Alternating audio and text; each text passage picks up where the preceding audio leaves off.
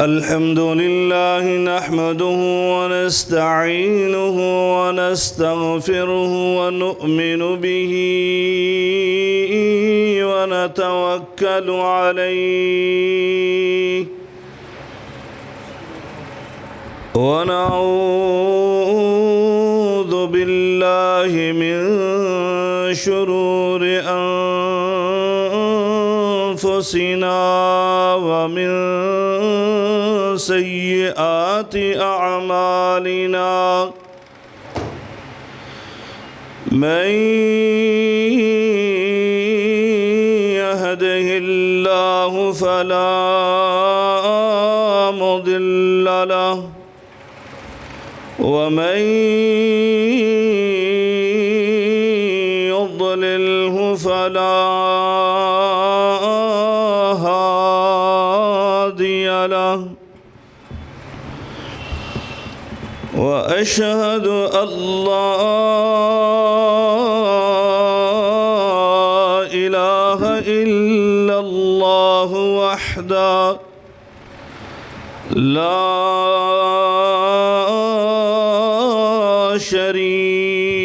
شريك له وواحد في ذاته وصفاته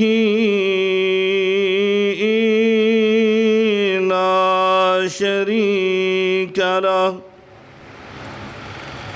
وواحد في ألوهيته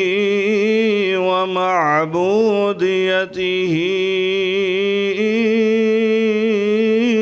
لا ند له وأشهد أن سيدنا وسندنا وحبيبنا وشفيع ذنوبنا محمد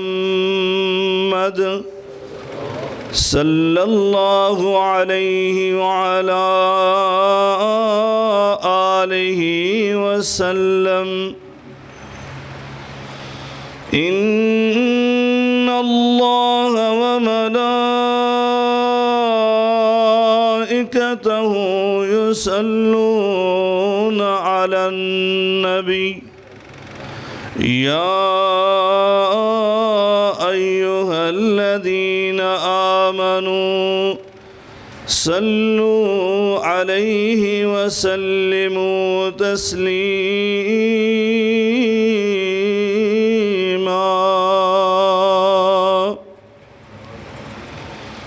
اللهم صل على محمد وعلى آل محمد كما صليت على إبراهيم وعلى آل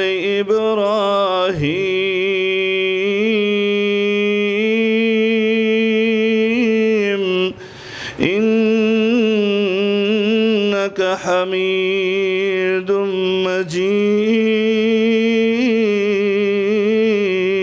مجيد اللهم بارك على محمد وعلى آل محمد كما باركت على إبراهيم وعلى آل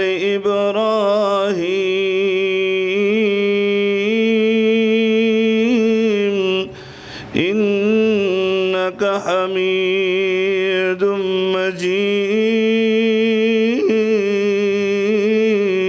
مجيد سبحانك لا علم لنا إلا ما علمتنا سبحانك لا علم لنا إلا ما علمتنا إنك أنت العليم الحكيم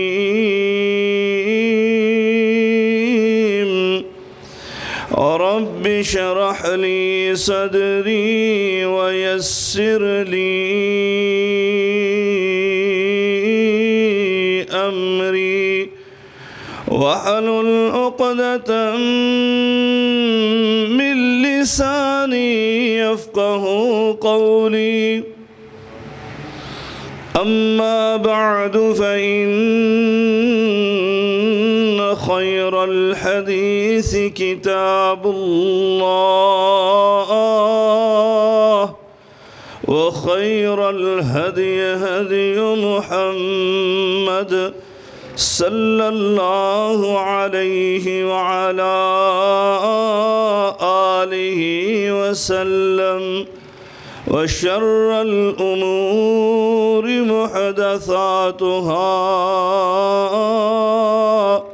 وكل محدثة بدعة وكل بدعة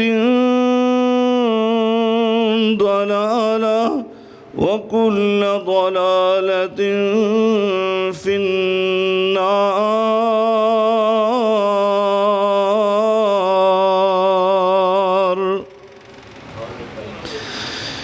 أعوذ بالله السميع العليم من الشيطان الرجيم.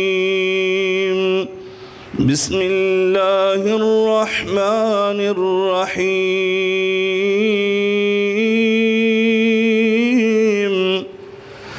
شهر رمضان الذي أنزل فيه القرآن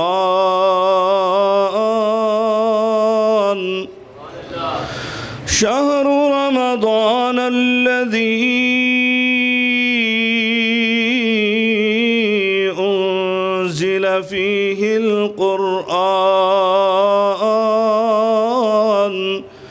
هدى للناس وبينات من الهدى والفرقان فمن شهد منكم الشهر فليصمه ومن كان مريضا أو على سفر فعدة من أيام أخر يريد الله بكم اليسر ولا يريد بكم العسر ولتكملوا العدة ولتكبروا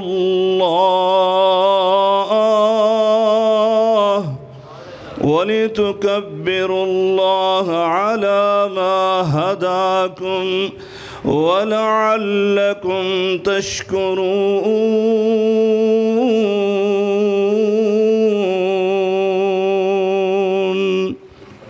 سبحان الله.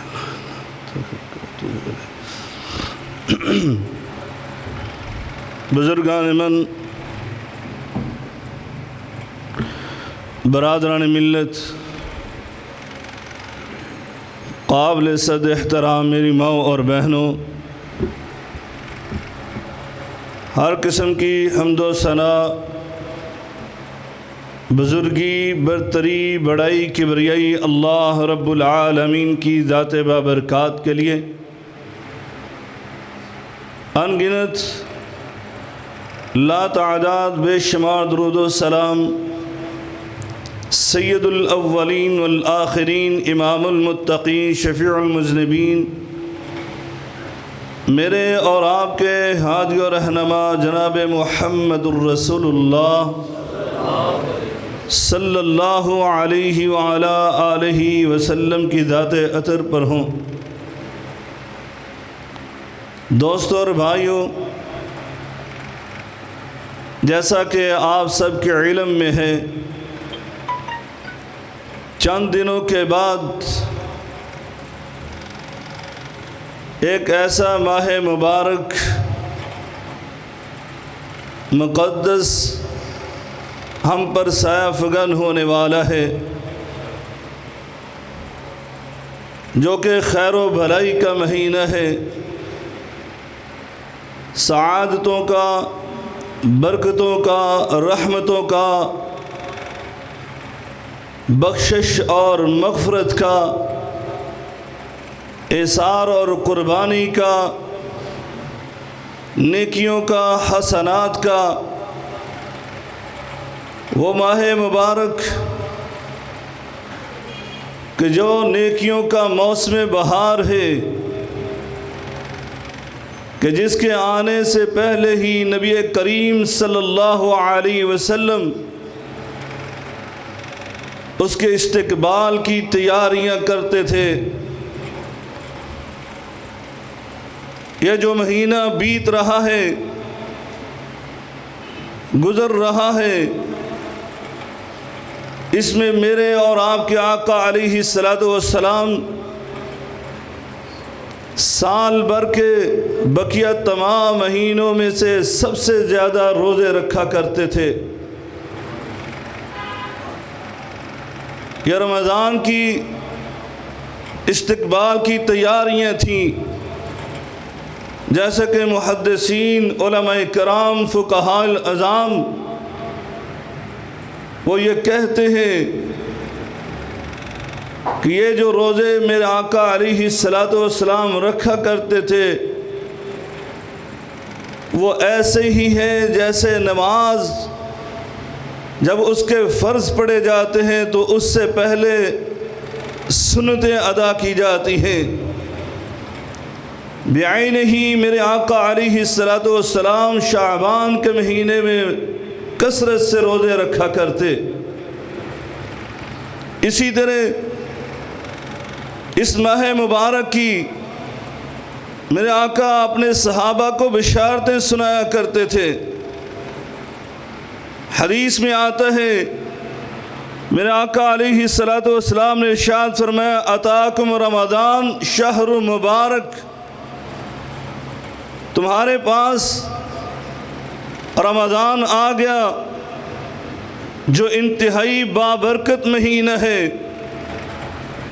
فرض اللہ عز وجل علیکم صیامہ، اللہ رب العالمین نے اس ماہ مبارک کے تم پر روزے فرض کر دیے ہیں۔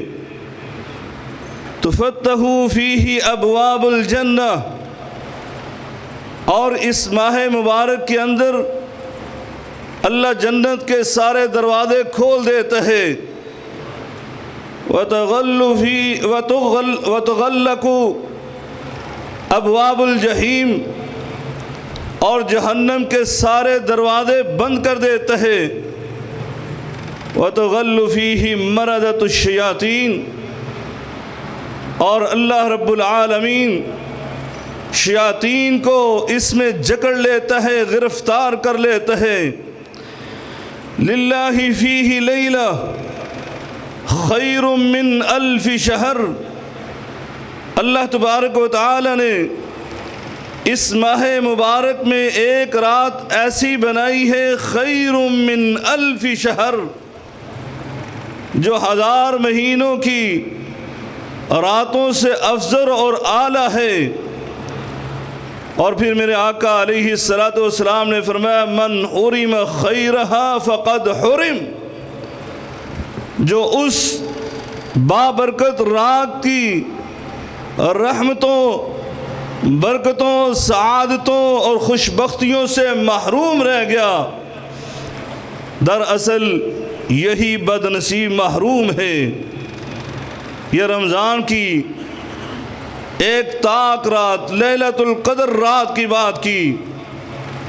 میں ایک اور حدیث پڑھ رہا تھا جس میں میرے آقا علیہ السلام نے اپنے صحابہ کو اس ماہ مبارک کی برکات اور فیوز کو بیان کرتے ہوئے ارشاد فرمایا، اذا کان اول لیلۃ من شہر رمضان، جب رمضان المبارک کی پہلی رات سیفگن ہوتی ہے، پہلی رات طلوع ہوتی ہے، صفدت الشیاطین ومردت الجن، اللہ رب العالمین اس میں شیاطین کو اور شریر جنوں کو گرفتار کر لیتے ہیں، وغلقت ابواب النار، اور جہنم کی آگ کے دروازے بند کر دیتے ہیں، فلم یفتح منہا باب،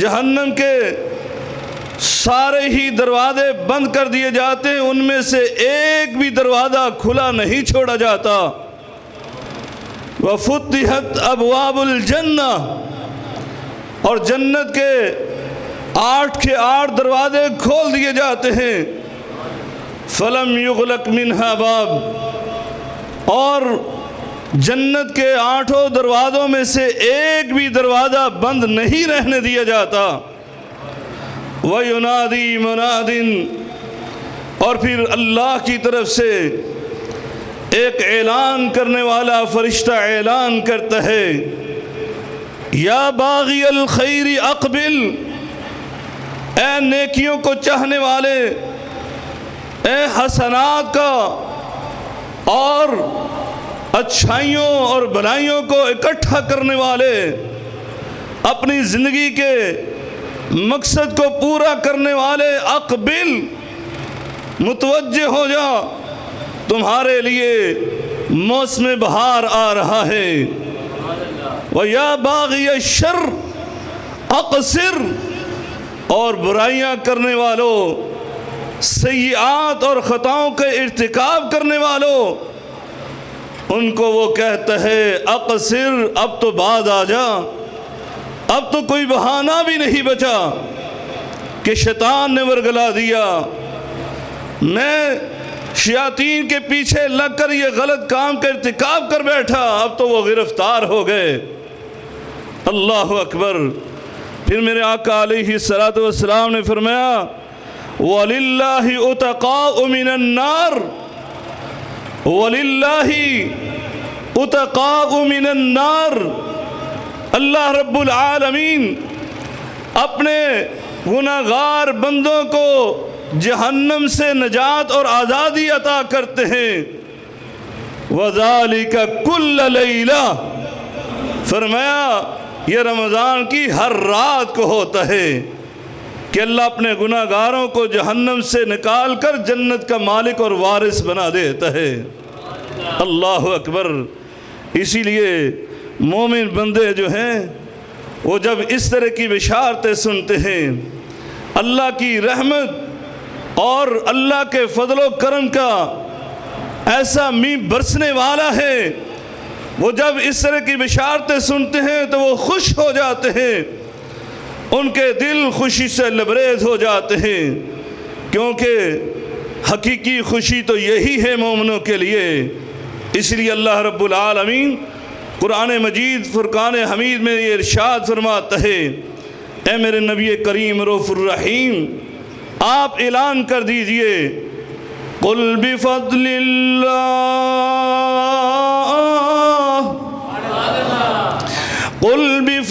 اللَّهِ وَبِرَحْمَتِهِ فَبِذَلِكَ فَلْيَفْرَحُوا هُوَ خَيْرٌ مِّمَّا يَجْمَعُونَ۔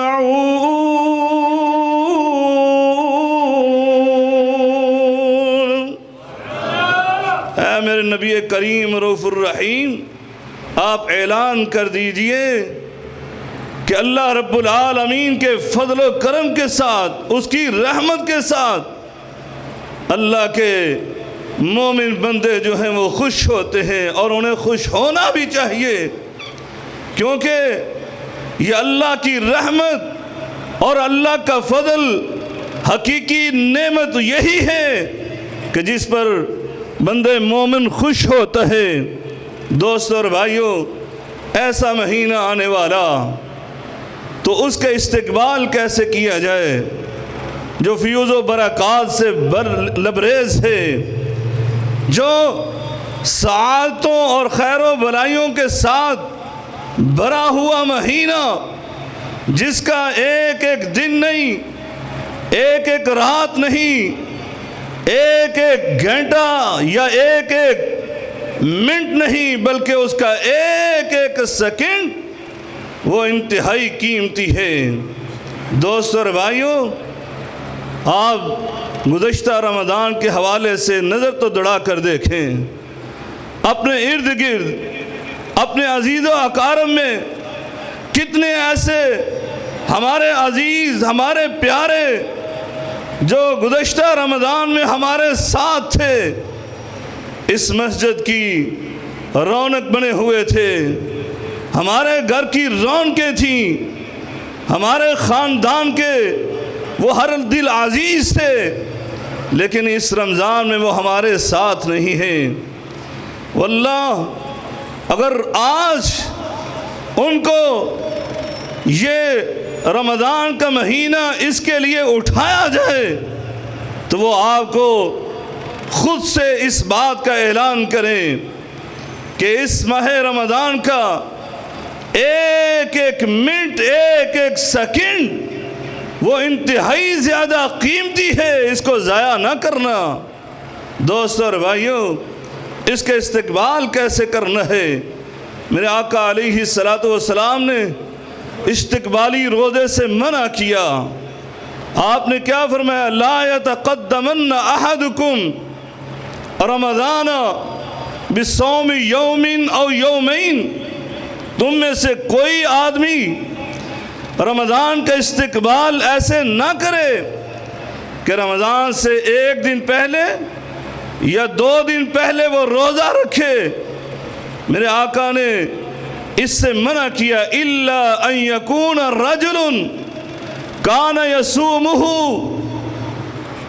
سوائے اس آدمی کے، وہ آدمی روزہ رکھ سکتا ہے کہ جس کی عادت ہے کہ وہ پیر کا روزہ رکھتا ہے، وہ جمعرات کا روزہ رکھتا ہے۔ اب اگر منگل کو رمضان شروع ہوتا ہے یا بدھ کو شروع ہوتا ہے تو وہ پیر کا روزہ رکھ سکتا ہے۔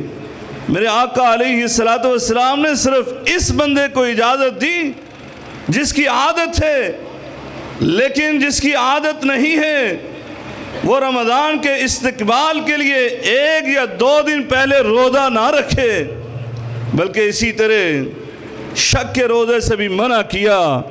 جناب صلہ رحمہ اللہ تعالی وہ بیان کرتے ہیں، ایک دن ہم سیدنا عمار رضی اللہ تعالی عنہ کی مجلس میں موجود تھے، اور الیوم الذی یشک فیہ، وہ ایسا دن تھا جس دن ہم رمضان کے بارے میں شکوک و شبہات کا شکار ہو گئے، یعنی بادل تھے، چاند نظر نہ آیا، لوگوں کو شک تھا کہ شاید آج رمضان شروع ہو چکا ہو، لیکن روزہ نہ رکھا گیا، کیونکہ میرے آقا نے ایک اصول بیان کر دیا، صوموا لرؤیتہ وافطروا لرؤیتہ، کہ آپ نے روزہ رکھنا ہے تو چاند دیکھ کر افطاری کرنا ہے، یعنی شوال کا مہینے کو شروع کرنا ہے تو چاند دیکھ کر۔ تو یہ اصول صحابہ نے اپنایا اور روزہ نہ رکھا۔ کہا فَأُتِيَ بِشَاةٍ، ان کے پاس ایک بھنی ہوئی بکری کا گوشت آیا، فَتَنَاهَا بَعْضُ الْقَوْمِ، چند افراد وہ اس مجلس سے اٹھ کر الگ ہو گئے۔ جناب سیدنا عمار رضی اللہ تعالی عنہ سمجھ گئے کہ انہوں نے آج روزہ رکھا ہوا، اسی لیے یہ دسترخوان سے ہٹ گئے ہیں۔ انہوں نے فوراً یہ بات کی، من صام هذا اليوم، من صام هذا اليوم فقد عصى ابا القاسم صلی اللہ علیہ وسلم، جس نے آج کے دن کا روزہ رکھا اس نے ابو القاسم جناب محمد الرسول اللہ صلی اللہ علیہ وسلم کی مخالفت کی ہے۔ یعنی شک کا روزہ جو رکھتا ہے وہ نبی کریم صلی اللہ علیہ وسلم کی اس صحیح حدیث اور سنہری اصول کی مخالفت کرتا ہے کہ صوموا لرؤیتی، تم نے چاند دیکھ کر روزہ رکھنا ہے، شک کا روزہ نہیں رکھنا۔ دوستو اور بھائیوں، جب ہم استقبالی روزہ بھی نہیں رکھ سکتے، ہم شک کا روزہ بھی نہیں رکھ سکتے، تو پھر اس ماہ مبارک کا استقبال کیسے کرنا ہے؟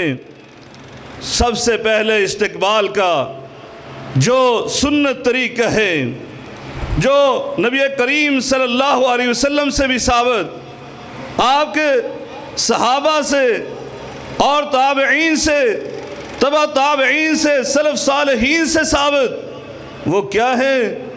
ہاتھ اٹھا دیجئے اور دعا کیجئے، اے اللہ ہمیں رمضان کا بابرکت مہینہ عطا فرما دے۔ اللہ اکبر۔ دوستو اور بھائیوں، آج کبھی ایمانی مشروع، ایمانی منصوبہ بھی بنایا کریں۔ آج صرف دنیاوی منصوبے نہ بنایا کریں، اپنے کاروباری، اپنے تجارتی، اپنے زراعت کے، اپنی دکان کے، اپنے مکان بنانے کے منصوبے نہ بنایا کریں، یہ بھی بنائیں، لیکن ساتھ ساتھ ایمانی منصوبے بھی بنایا کریں۔ کیا ہے؟ کبھی یہ بھی کہا کریں، آج میں نے اللہ کے لیے 10 نوافل ادا کرنے ہیں، آج میں نے قرآن مجید فرقان حمید کا ایک پارہ سمجھ کر پڑھنا ہے، آج میں نے اللہ کے راستے میں اتنا مال خرچ کرنا ہے، یہ منصوبے بھی تیار کیا کریں۔ دوستو اور بھائیوں، یہ ایمانی منصوبہ اپنے سلف صالحین سے سنیے۔ میں نے طائف المعارف میں پڑھ رہا تھا کہ ہمارے سلف صالحین 6 ماہ قبل، رمضان سے 6 ماہ قبل، وہ اپنے ہاتھ اٹھایا کرتے اور دعائیں کیا کرتے۔ ان کی کوئی دعا ایسی نہ ہوتی جس میں وہ یہ دعا نہ کرتے، اللہم بارک لنا فی حیاتنا، اے اللہ ہماری زندگی میں برکت عطا فرما دے، ہمیں اتنی عمر عطا فرما دے، وبلغنا رمضان، کہ ہمیں رمضان کا مقدس اور بابرکت مہینہ نصیب ہو جائے۔ اللہ اکبر۔ دوستو اور بھائیوں، اسی طرح میرے آقا علیہ السلام کے بارے میں ایک حدیث جس کی سند میں ضعف ہے، محدثین نے اس کی سند پر کلام کیا ہے، لیکن میں علماء اور محدثین کے اقوال پڑھ رہا تھا کہ یہ بندہ مومن اگر اپنی دعاؤں میں اس دعا کو شامل کرتا ہے اور دعا مانگتا ہے تو یقیناً وہ عظیم دعا مانگ رہا ہے۔ اور وہ دعا کیا ہے؟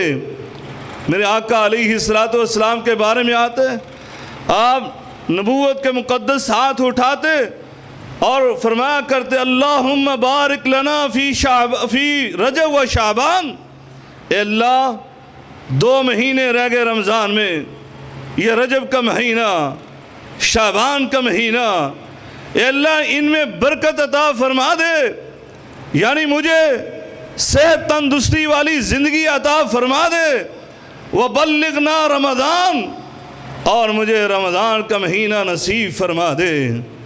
دوستو اور بھائیوں، یہ سب سے پہلا کام کرنا ہے، دعا کرنا ہے۔ یہ دعا اللہ رب العالمین جس کے بارے میں اپنے قرآن میں کہتا ہے، وَقَالَ رَبُّكُمُ ادْعُونِي أَسْتَجِبْ لَكُمْ، وَقَالَ رَبُّكُمُ ادْعُونِي أَسْتَجِبْ لَكُمْ إِنَّ الَّذِينَ يَسْتَكْبِرُونَ عَنْ عِبَادَتِي سَيَدْخُلُونَ جَهَنَّمَ دَاخِرِينَ۔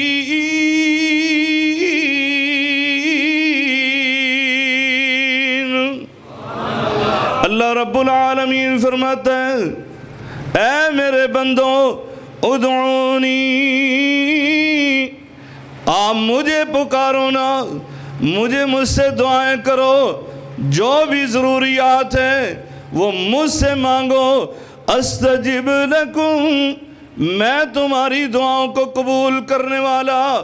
اور لیکن اگر تم نے میرا در چھوڑ دیا، مجھ سے نہ مانگا، تو اللہ رب العالمین فرماتا ہے ان الذین یستکبرون عن عبادتی، جو میری عبادت سے اعراض کرتے ہیں نا، دعا کو عبادت کا، جیسے کہ میرے آقا علیہ السلام نے فرمایا الدعاء هو العبادہ، دعا ہی تو عبادت ہے۔ اور دوسری حدیث میں فرمایا الدعاء مخ العبادہ، دعا تو عبادت کا نچوڑ، عبادت کا مغز ہے نا۔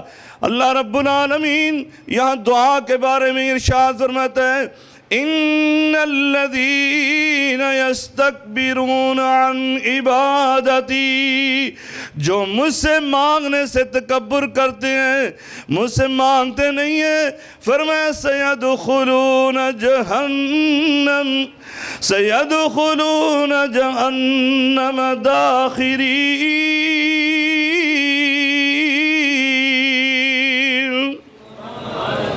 جہنم میں تو بڑے بڑے گناہگار جائیں گے، بڑے بڑے متکبر جائیں گے، لیکن جو دعا نہیں کرتا اور میرے رب سے نہیں مانگتا، اس کے بارے میں میرا رب یہ فیصلہ فرماتا ہے کہ سیدخلون جہنم داخرین، یہ بھی جہنم میں جائے گا لیکن ذلیل و رسوا ہو کر جائے گا۔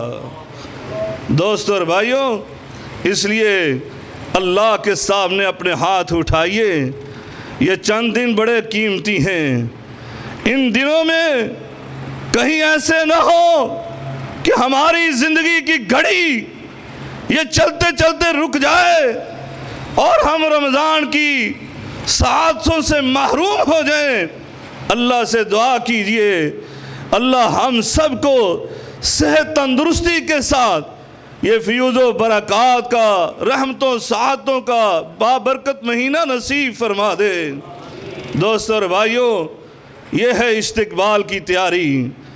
سب سے پہلے ہم نے دعا کرنا ہے، اور پھر جیسے ایک عقل مند کسان، وہ موسم فصل کا آتا ہے تو وہ اپنی زمین کو ہموار کرتا ہے، اس کو فصل کے لیے تیار کرتا ہے، اس کے اندر ہل چلاتا ہے، اس کو نرم کرتا ہے۔ اسی طرح ہمیں بھی کوشش کرنا ہے اپنے دل کو نرم کرنے کی۔ یہ گناہوں سے، یہ غلطیوں سے، یہ سیئات سے، یہ خطاؤں سے زنگ آلودہ ہو جاتا ہے، اس پر زنگ چڑھ جاتا ہے اور اس کے اندر شقاوت اور سختی آ جاتی ہے۔ اس لیے آئیے اس کی اصلاح کرنا ہے، اس کو رمضان کی فیوز و برکات کو سمیٹنے کے لیے تیار کرنا ہے۔ اور اس کی تیاری کے لیے بنیادی دو چیزیں، سب سے پہلے چیز وہ یہ ہے کہ اللہ کے سامنے آ جائیے اور اپنے گناہوں کا اعتراف کرتے ہوئے اللہ سے اپنے گناہوں کی معافی مانگیے، توبہ استغفار کیجئے، اللہ کے سامنے گڑ گڑائیے کہ اللہ بشری تقاضے سے مجھ سے یہ غلطیاں ہو گئیں۔ سال بھر کے اپنے اعمال کا جائزہ لیجئے، محاسبہ کیجئے۔ عمر فاروق رضی اللہ تعالیٰ عنہ کہا کرتے تھے حاسبوا قبل ان تحاسبوا، اپنا محاسبہ کر لو قبل اس کے کہ وہ محاسب آپ کا محاسبہ کرے۔ القیس من دان نفسہ، وہ عقل مند انسان ہوتا ہے جو اپنا محاسبہ خود ہی کرتا ہے۔ اس لیے دوستو، سال بھر کے اعمال کا جائزہ لیجئے، اس میں سے جو غلطیاں ہیں، خطائیں ہیں، آپ کو یاد ہیں یا یاد نہیں ہیں، تب بھی اللہ کی طرف سے رجوع کیجئے، اللہ کے در پہ آ جائیے اور اللہ سے معافی مانگیے۔ میں قربان ہو جاؤں، رحمت للعالمین محسن انسانیت میرے آقا علیہ الصلوۃ والسلام وہ کیا فرماتے ہیں؟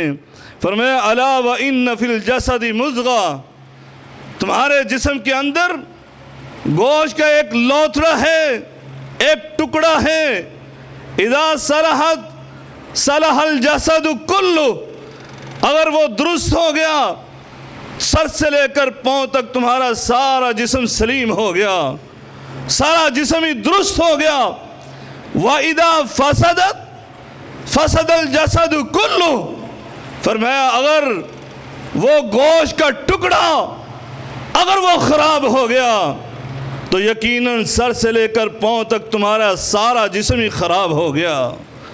یعنی اگر وہ ٹکڑا ٹھیک ہے تو تمہاری آنکھیں ٹھیک ہیں، تمہاری زبان ٹھیک ہے، تمہارے کان ٹھیک ہیں، تمہارے ہاتھ ٹھیک ہیں، تمہارے پاؤں ٹھیک ہیں، یعنی یہ اللہ کی اطاعت اور فرما برداری میں کام کریں گے۔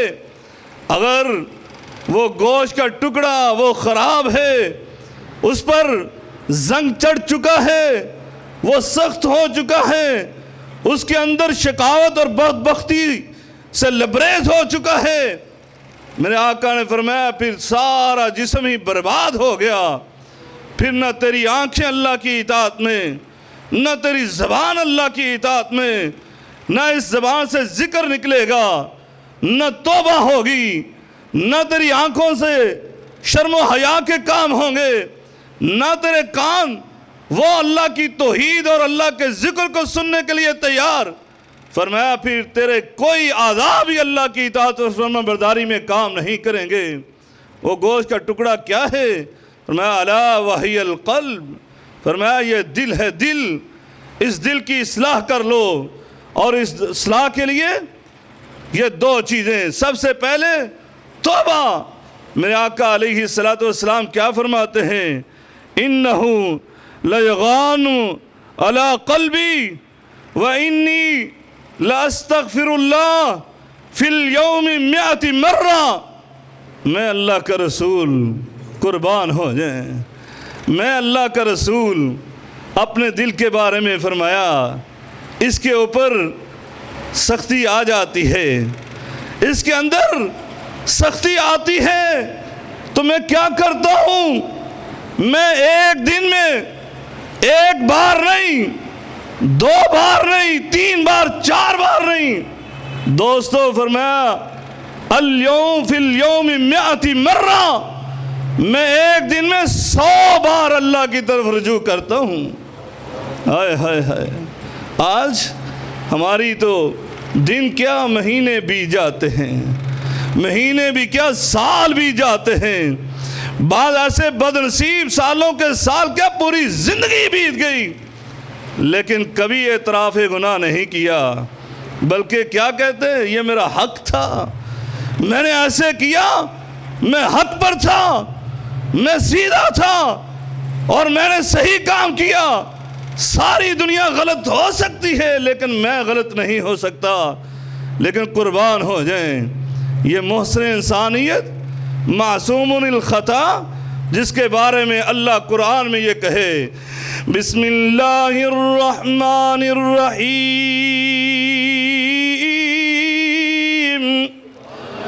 اِنَّا فَتَحْنَا لَكَ فَتْحًا مُبِينًا لِيَغْفِرَ لَكَ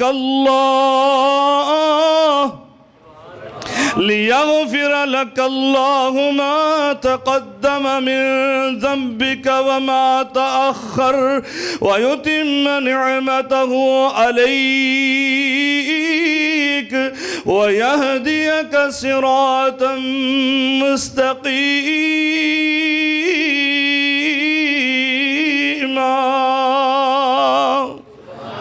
اللہ رب العالمین اپنے نبی کریم رؤوف الرحیم جناب محمد الرسول اللہ صلی اللہ علیہ وسلم کے بارے میں یہ اعلان فرماتے ہیں لِيَغْفِرَ لَكَ اللَّهُ مَا تَقَدَّمَ مِن ذَنبِكَ وَمَا تَأَخَّرَ۔ اے میرے نبی کریم رؤوف الرحیم، آپ سے تو غلطی ہوتی نہیں لیکن دنیا والوں کو سمجھانے کے لیے کہ آپ کے اگلے پچھلے تمام گناہوں کو ہم نے معاف کر دیا، یعنی آپ کو معصوم الخطا بنا دیا، وَيَهْدِيَكَ صِرَاطًا مُسْتَقِيمًا۔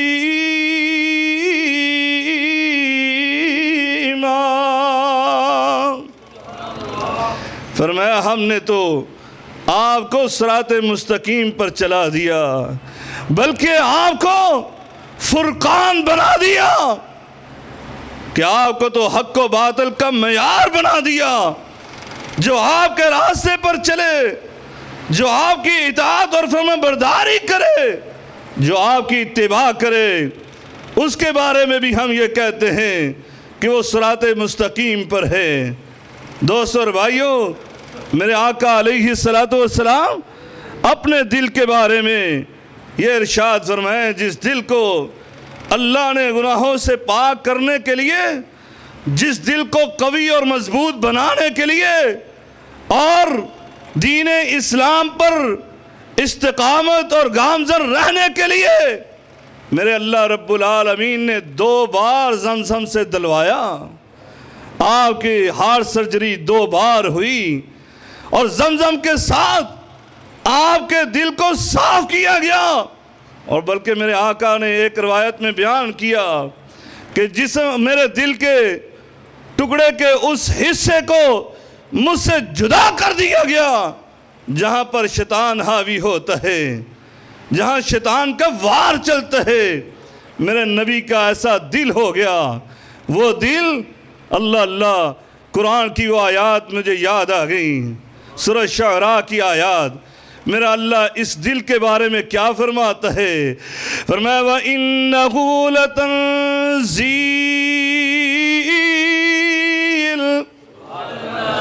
وَإِنَّهُ لَتَنزِيلُ رَبِّ الْعَالَمِينَ وَإِنَّهُ لَتَنزِيلُ رَبِّ الْعَالَمِينَ نَزَلَ بِهِ الرُّوحُ الْأَمِينُ عَلَى قلبك لتكون من المنذرين۔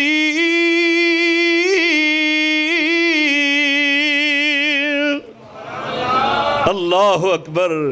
میرے نبی کریم صلی اللہ علیہ وسلم کا وہ قلب سلیم، فرمایا یہ قرآن ہم نے نازل کیا، یہ اللہ کی طرف سے نازل شدہ، اور لے کر آنے والا کون؟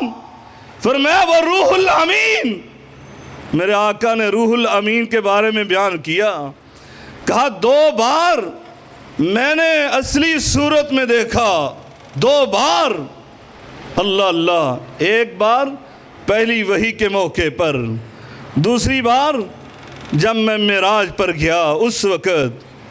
اللہ اکبر۔ میرے آقا نے بیان کیا، جب میں غار میں بیٹھا ہوا تھا، غار کے دہانے، غار کے منہ پر جبریل امین آئے اور مجھ سے ہم کلام ہوئے، تو میں نے کیا دیکھا؟ پہلی دفعہ اللہ کی ایسی مخلوق کو دیکھا۔ میں نے کیا دیکھا کہ سیدنا جبریل علیہ السلام جن کے 600 پر ہیں، ان میں سے صرف 2 پر میں نے دیکھے۔ ایک نے مشرق کو ڈھانپا ہوا تھا، دوسرے نے مغرب کو ڈھانپا ہوا تھا۔ اللہ اللہ، ساری فضا پر ہو چکی تھی۔ کہا وہ روح الامین، اور نازل کہاں ہوئے؟ لے کر قرآن آئے اور نازل کہاں ہوئے؟ علی قلبک، اے محبوب تیرے دل پر نازل ہوئے۔ اللہ اللہ، اللہ اکبر۔ دوستو اور بھائیوں، میرے نبی کریم رؤوف الرحیم صلی اللہ علیہ وسلم کا دل جو اتنا وسیع تھا، اتنا شرح صدر تھا، اللہ اکبر۔ میں قرآن مجید فرقان حمید میں پڑھ رہا تھا کہ اللہ تبارک و تعالی نے اپنے ایک جلیل القدر پیغمبر جناب سیدنا موسیٰ علیہ السلام ان کو نبوت کا تاج پہنایا، اور کہا جاؤ اس کائنات کا سب سے بڑا سرکش جو اپنے آپ کو انا ربکم الاعلی اس کا دعویٰ کرنے والا، اس کے پاس جاؤ اور اس کے پاس جا کر میری توحید کا پیغام سناؤ۔ دوستو اور بھائیوں، یہاں ایک نکتہ سنتے جانا۔ میرے آقا میرے جناب اللہ رب العالمین نے سیدنا موسیٰ علیہ السلام کو کائنات کے بہت بڑے سرکش اور جو واحد جس نے یہ دعویٰ کیا اور نعرہ بلند کیا کہ سب سے بلند و بالا رب میں ہوں، اس کے پاس بھیج رہا ہے اور کیا کہا؟ اے موسیٰ نرمی سے بات کرنا۔ اللہ اکبر۔ دوستو اور بھائیوں، رمضان کا مہینہ آنے والا، اپنے دلوں میں نرمی پیدا کرنا، سختی نہ پیدا کرو۔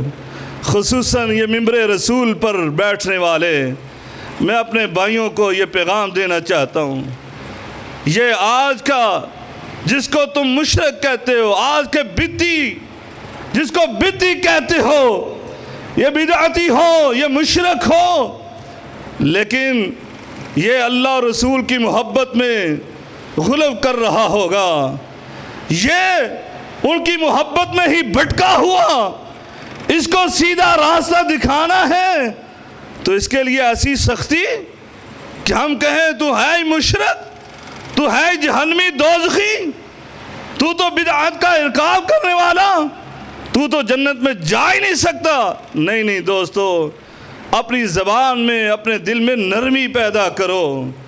یہ بہت بڑا مشرک جو اپنے آپ کو رب ہونے کا دعویٰ کر رہا ہے، اور رب بھی عام نہیں، ربکم الاعلی، سب سے بلند و بالا رب ہونے کا دعویٰ کر رہا ہے۔ اور اللہ میرے جناب موسیٰ علیہ السلام کو کیا کہتے کہ اس کو نرمی سے بات کرنا، اس کے ساتھ سختی کا رویہ نہ اپنانا۔ موسیٰ علیہ السلام نے کیا کیا؟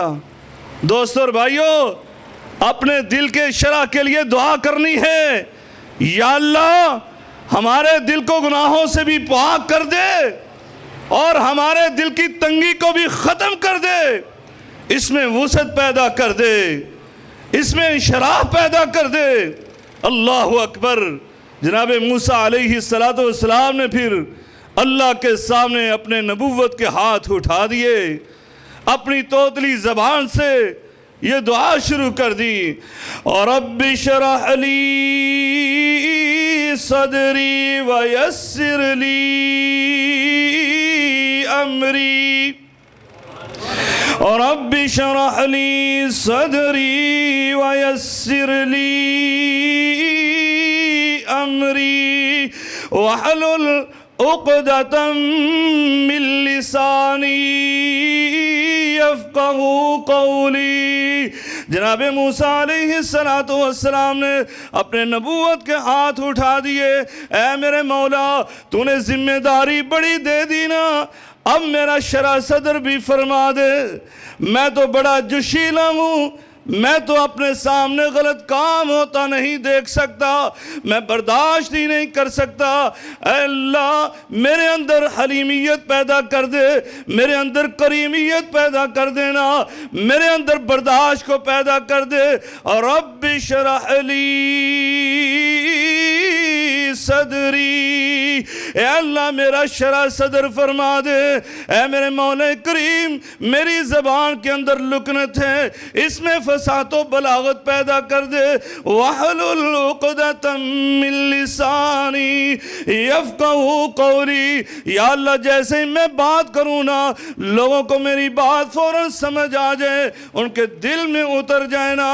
دوستو اور بھائیو، میں اپنے آقا علیہ السلام کی بات کر رہا تھا، اس دل کی بات کر رہا تھا جس دل پر اللہ رب العالمین نے روح الامین کو اس قرآن کے ساتھ نازل کیا نا۔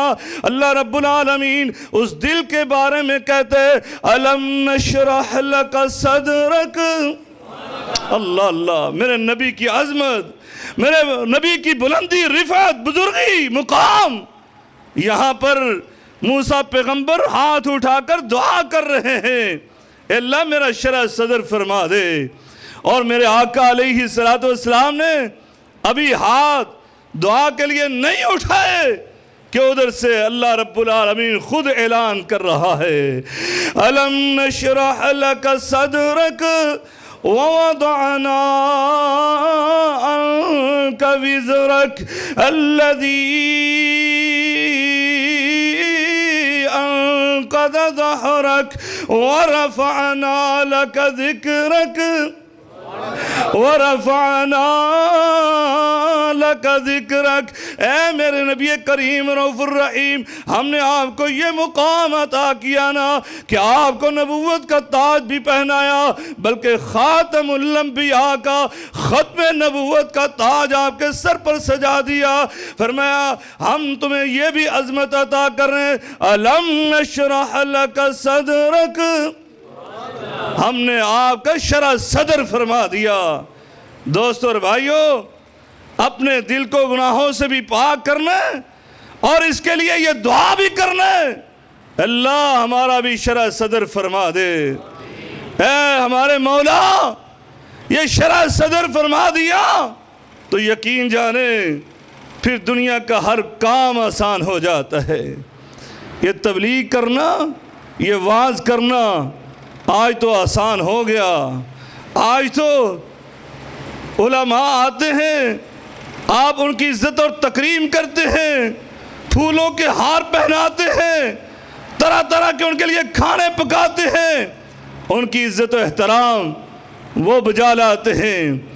لیکن جبکہ میں بات کر رہا ہوں، یہ قرآن جب نازل ہوا اور سب سے بڑے مبلغ اعظم اور داعی اعظم میرے اور آپ کے پیر و مرشد جناب محمد الرسول اللہ صلی اللہ علیہ وسلم نے جب علم توحید کو بلند کیا نا، اس وقت آپ کے ساتھ پھولوں کے ہار نہیں پہنائے گئے، آپ کی عزت اور تکریم نہیں کی گئی، بلکہ اس دعوت سے پہلے آپ کو استاد کو امین کہا جاتا تھا، لیکن اس کے بعد آپ کو دیوانہ اور مجنون کہنے لگے۔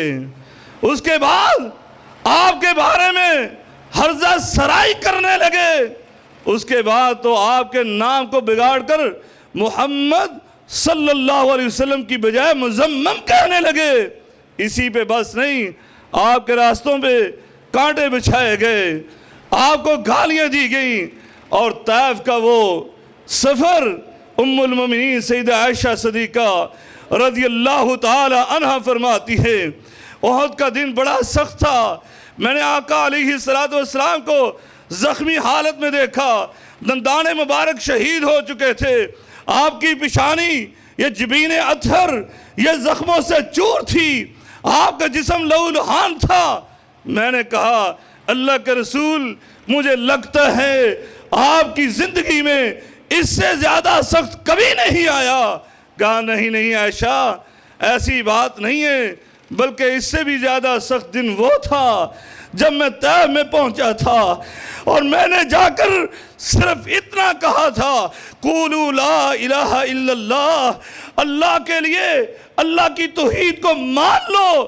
ان ظالموں نے میرے اوپر پتھر برسائے، اور جب میرا دل جو ہے وہ میرا کمزور ہو گیا، میرا دل جو ہے اس کے اندر گھٹن محسوس ہونے لگی، میں زمین پر بیٹھا، ان ظالموں نے مجھے کندھوں سے پکڑ کر کھڑا کیا اور پھر پتھر مارے۔ عائشہ، وہ دن بڑا سخت تھا جب میں طائف میں پہنچا تھا۔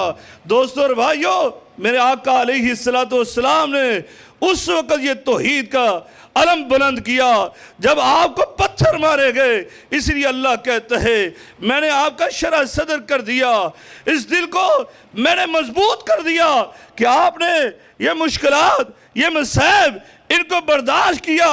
الذی انقض ظہرک، یہ اتنا بوجھ میں نے تم سے ہلکا کر دیا جس بوجھ سے کمر ٹوٹ جاتی ہے، تم پر یہ توحید کا بوجھ میں نے ڈالا تھا، یہ یہ اسلام کی تبلیغ کرنے کا یہ ذمہ داری جو تمہیں میں نے عطا کی تھی، یہ کوئی معمولی کام نہیں تھا اے میرے محبوب، یہ بہت بڑا کام تھا، لیکن میں نے تیرا شرح صدر کیا، اس لیے تو نے اس کام کو سر انجام دیا۔ دوستو اور بھائیو، اس لیے آؤ، آج بھی اپنے مشکلات کو حل کرنا چاہتے ہو، اپنے مصائب کا مقابلہ کرنا چاہتے ہو، اور اس گرمی کے موسم میں رمضان کی صحبتوں کو برداشت کرنا چاہتے ہو، اس کی پیاس، اس کی بھوک کو برداشت کرنا چاہتے ہو، تو اپنے دل کے لیے اس کے شرح صدر کی دعا کیجئے، یا اللہ ہمارے دل کو گناہوں سے بھی پاک کر دے اور ہمارے دل کا شرح فرما دے، اس میں وسعت پیدا کر دے۔ دوستو اور بھائیو، نبی کریم صلی اللہ علیہ وسلم اس دل کے باوجود آقا علیہ السلام اکثر دعا کیا کرتے۔ میں حدیث پڑھ رہا تھا، جناب شہر بن حوشب رضی اللہ تعالی عنہ ایک دن ام سلمہ رضی اللہ تعالی عنہ کے پاس آئے اور آ کر کہنے لگے، ام المؤمنین، اے ام المؤمنین، مجھے آپ بتلائیے، میرے آقا علیہ السلام جب آپ کے پاس ہوا کرتے تھے تو سب سے زیادہ کثرت سے آقا علیہ السلام کیا دعا کیا کرتے تھے؟ ام سلمہ رضی اللہ تعالیٰ عنہ فرماتی ہے، میرے آقا جب میرے پاس ہوتے آپ اکثر یہ دعا پڑھتے، یا مقلب القلوب ثبت قلبی علی دینک و طاعتک، یہ دعا کرتے۔ قلتو یا رسول اللہ، بلکہ میں نے یہ عرض بھی کی تھی، مال اکثری دعائی کا، اے اللہ کے رسول کیا بات ہے، آپ اکثر یہ دعا کرتے رہتے ہیں، یا مقلب القلوب ثبت قلبی علی دینک و طاعتک، اے دلوں کو پھیرنے والے، میرے دل کو اپنے دین پر ثابت رکھنا، اپنی اطاعت اور فرمان برداری میں رکھنا، یہ دعا آپ کیوں کثرت سے کرتے ہیں؟ میرے آقا علیہ السلام نے فرمایا، اے ام سلمہ، کوئی بھی آدمی اس دنیا میں ایسا نہیں ہے، وہ قلبہ بین اصبعین من اصابع اللہ، کہ ان کا دل اللہ کی دو انگلیوں کے درمیان میں ہے، یقلبہا کیف یشاء، وہ میرا اللہ جیسے چاہتے اس کو پھیر دیتا ہے۔ اس لیے میں یہ دعا کرتا ہوں، فمن شاء اقام ومن شاء زاغا، میرا اللہ جسے چاہے صراط مستقیم پر چلا دیتا ہے اور جسے چاہے وہ گمراہیوں اور ضلالتوں میں بھٹکنے دیتا ہے، اس کو صراط مستقیم دکھاتا ہی نہیں ہے۔ اس لیے میں یہ دعا کرتا رہتا ہوں۔ اللہ اکبر۔ سیدنا انس بھی کہتے، اسی بات کی گواہی دیتے ہیں، میں نے آقا علیہ السلام کو اکثر سنا، آپ یہ دعا کیا کرتے، یا مقلب القلوب ثبت قلبی علی دینک و طاعتک، اے اللہ میرے دل کو اپنے دین پر، اپنے اطاعت اور فرمان برداری پر ثابت رکھنا۔ میں نے ایک دن عرض کی، اللہ کے رسول میں آپ کا خادم، میں آپ سے عرض کرنے لگا ہوں، اے میرے مولا، اے میرے مولا، اے میرے آقا، آپ یہ دعا کیوں کرتے ہیں؟ آمنا بکا وبما انزلت بکا، اے اللہ کے رسول ہم آپ پر اور آپ پر نازل ہونے والے قرآن پر ایمان لے آئے، حل تخاف علینا، اب بھی آپ ہم پر ڈرتے کہ ہمیں یہ دعا بار بار پڑھ کر سناتے ہیں اور ہمیں سکھاتے ہیں؟ کہا ہاں اے انس، کیوں نہیں، میں تم پر ڈرتا ہوں، اس لیے کہ میرے اللہ کی دو انگلیوں کے درمیان تمہارے دل ہے، یقلبھا کیف یشاء، وہ جیسے چاہتا ہے ان کو پھیر دیتا ہے، اس لیے میں تمہیں یہ دعا سکھاتا رہتا ہوں۔ اور میرے مولا کریم نے بھی یہ دعا ہمیں سکھلائی، ربنا لا تزغ قلوبنا، ربنا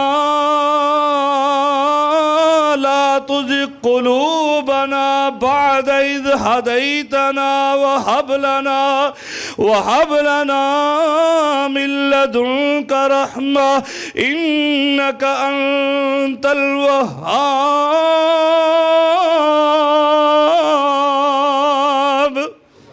اے اللہ ہمارے دلوں کو تو نے اسلام کی طرف پھیر دیا، اب اس پر ہی ثابت رکھنا، اب اس ہدایت کے بعد ان دلوں کو گمراہ نہ ہونے دینا۔